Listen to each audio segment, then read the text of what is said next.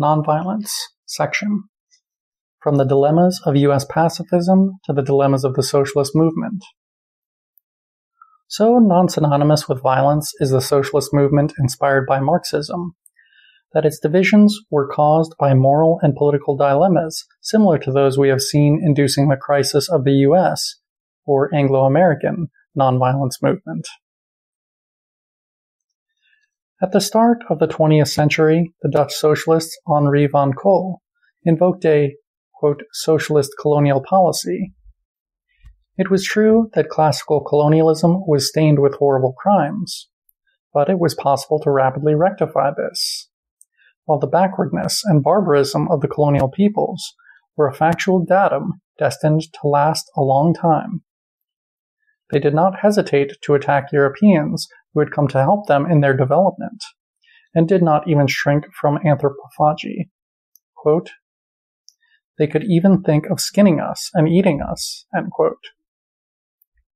In short, if it did not already, colonial expansion could, thanks to reforms made by socialists, serve to contain the most barbaric forms of violence, therewith being depicted as a kind of policing operation.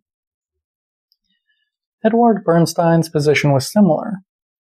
It was possible and necessary to, quote, deplore and combat certain ways of subjugating savage peoples. But it would be mad and criminal, quote, to aid savages and barbarians in their struggle against impending capitalist civilization, end quote, and against civilization per se. When, quote, they rebel against civilization, they must be fought by the labor movement as well, end quote. To prove that the misdeeds or abuses of Western colonizers could perfectly well be avoided, Bernstein adduced some extremely maladroit examples. The natives could be treated, quote, with humanity, as they are now in North America, New Zealand, and South Africa, end quote. This assertion was made in 1900, even as the erasure from the face of the earth of the, quote, Redskins in the United States and the Aborigines in Australia and New Zealand was being consummated. These were the years when, in the words of Ludwig Gumplowicz, theorist of and apologist for racial struggle, the Christian Boers in South Africa regarded and treated the jungle men and the Hottentots not as men, but as beings, Geschöpfe, whom it was legitimate to exterminate like wild game. Another sector of the socialist movement reached the opposite conclusions from those of Van Cole and Bernstein. In the eyes of Kautsky, the worst violence was that of the colonialist West. This was manifested not only in the ruthless use made by the conquerors of their military superiority to repress and even utterly destroy the indigenous populations, but also in the imposition of forced labor, ultimately of slavery, on the natives. What is more, colonialist expansion involved the eruption in the metropolis itself of a spiritual climate marked by an orgy of violence and greed, and the cult of violence. This was a further reason for saluting the liberation movement that was spreading among the colonial peoples, who were learning the use of European weapons. Quote, their revolutions to throw off the foreign yoke will always meet with the sympathy of the proletariat in struggle. End quote.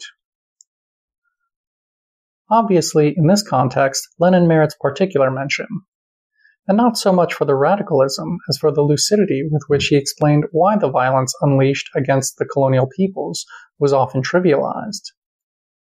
These were conflicts in which, quote, few Europeans died, whereas hundreds of thousands of people belonging to the nations they were subjugating died in them. End quote. And so continued the great revolutionary caustically, quote, can you call them wars? Strictly speaking, they were not wars at all, and you could forget about them, end quote. The victims were not even granted the honors of war. Colonial wars were not regarded as wars for the simple reason that those on the receiving end were barbarians who, quote, could not be regarded as nations at all, You couldn't very well call those Asians and Africans nations." End quote. And who, in the final analysis, were excluded from the human community itself.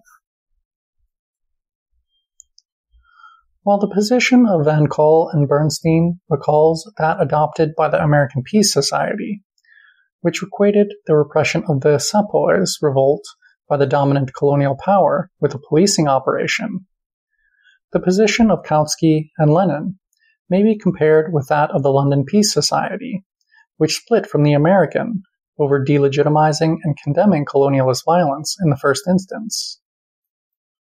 Corresponding to the crisis, with its roots in the colonial question, which irrevocably split the pacifist movement on both sides of the Atlantic, was the Great Divide that the colonial question once again caused in the socialist movement. At a certain point, so mandatory did a choice between two contrasting forms of violence seem within this movement, that even a reformist leader par excellence, like Filippo Turati, was led to take a position in favor of one of them.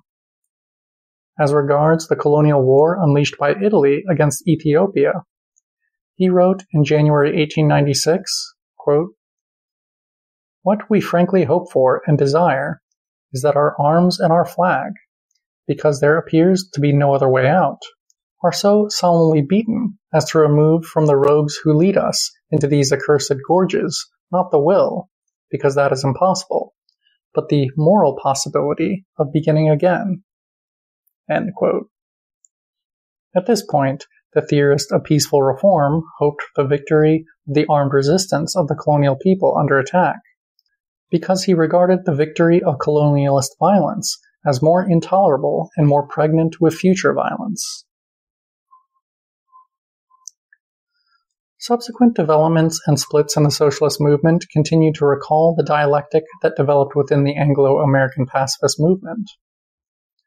What was to be done if, notwithstanding all attempts to prevent it, the storm of war that loomed ever more menacingly broke out? It was not only the more radical circles who believed that the violence of war must be countered and reversed by the violence of revolution. In 1905, the moderate Jean Jaures wrote, quote, "Any major European conflict will necessarily be the signal for major social upheavals, or will necessarily, inevitably create a revolutionary situation in Europe." End quote. The crime of war must be answered by the overthrow of the governments responsible for it. This was a thesis reiterated by Kautsky in 1909. Quote, "The experience of the last decades proves that war means revolution. The proletariat hates war with all its might. It will do its utmost to prevent a mood of bellicosity from arising. If, nevertheless, a war should break out, the proletariat is, at the present time, the class that can look forward to its outcome with the greatest confidence." End quote.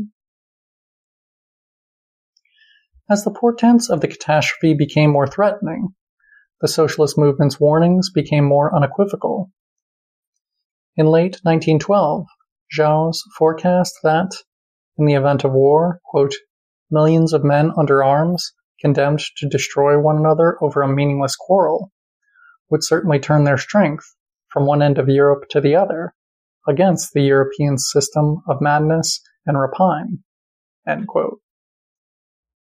Again, on the 29th of July 1914, when the general conflagration appeared well nigh unavoidable, Jaures hoped that the, quote, "revolution unleashed" would call the rulers to account for the rivers of blood they were rushing to spill. 2 days later, the socialist leader was assassinated, and his disappearance facilitated the formation in France, too, of a patriotic Union Sacrée, which silenced any doubts about the need to participate in the military violence and massacre. Finally, it is worth citing an article by Giacomo Matteotti, published in Critica Sociale in the first half of 1915, at a time when dark clouds began to weigh on Italy's neutrality. Quote, 1 million organized proletarians in northern Italy are sufficient to make any government reflect on the expediency of starting a war, since we are not the only ones who will have to concern ourselves with also adding civil war." End quote.